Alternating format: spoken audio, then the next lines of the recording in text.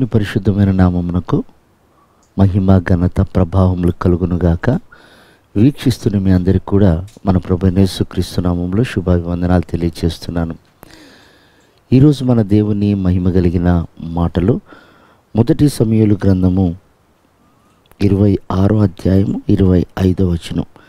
నీవు ఘనకార్యములను పూనుకొని విజయము నొందుదువుగాక.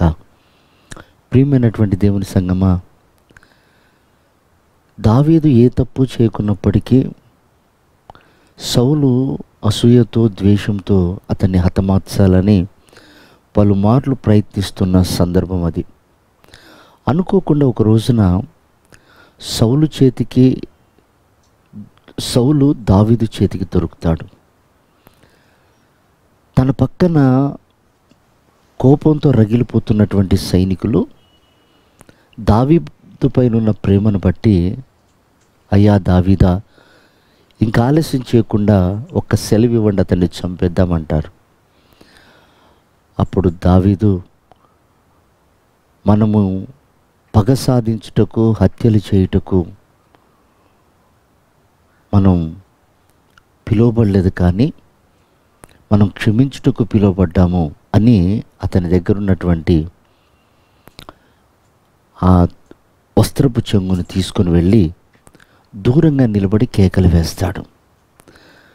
ఆ విషయం ఎప్పుడైతే సౌలు మేల్కొని ఈ విషయం తెలుసుకుంటాడో అప్పుడు అంటున్న మాట, నాయనా దావీదా, నేను పలుమార్లు నిన్ను చంపాలని ప్రయత్నించిన నువ్వు నా మీద చూపినటువంటి ఆ ప్రేమను బట్టి నువ్వు నాకంటే గొప్పవాడవు. నువ్వు ఘనకార్యాలు పూనుకో, దేవునికి సహాయం చేస్తాడు అని ఒక శత్రువు సాక్ష్యం ఇస్తున్నాడు. ఈ రోజున ప్రియమైన దేవుని బిడ్డారా, మనకు శ్రమ దుఃఖము కలిగినప్పుడు చాలాసార్లు మనం తీవ్ర ఒత్తిడికి గురైపోతూ ఉంటాం. ఆ సమయంలో నువ్వు ఓర్చుకుంటే శత్రువే ఇలాంటి సాక్ష్యం ఇస్తాడు. నేను అతన్ని ఏమీ చేయలేకపోయానని, నేను ఏది అడ్డుకోలేకపోయానని. చూడండి, అనేక మంది భక్తుల జీవితాలలో వారి ఓర్పు వారికి జయాన్నిచ్చి శత్రువుల ఎదుట వారు గణపరచబడ్డారు. కనుక ప్రియమైన వారలారా, ఈ కడవరి దినాల్లో మనం ఎంత ఓర్చుకుంటే అంతగా దేవునికి సమీపంగా మార్చబడతాం. అంతం వరకు ఓర్చుకున్నవాడు, సహించిన వాడే రక్షించబడతాడని బైబిల్ సెలవిస్తుంది.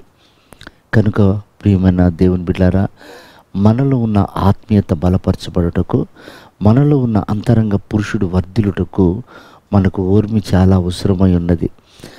దేవుడు కూడా ఎందుకు ఆలస్యం చేస్తున్నాడంటే భూమి మీద చక్కటి భూఫలాన్ని పొందుకోవాలని ఆశపడుతున్నాడు. కనుక మనం ఓర్చుకొని సహించి ఆయన ఎదుట నిలబడటకు యోగ్యతను సంపాదించుకుందాం. అట్టి కృప ప్రభు మనందరికీ అనుగ్రహించి ఆయన రాకడకు సిద్ధపరచును గాక. ఆమేన్.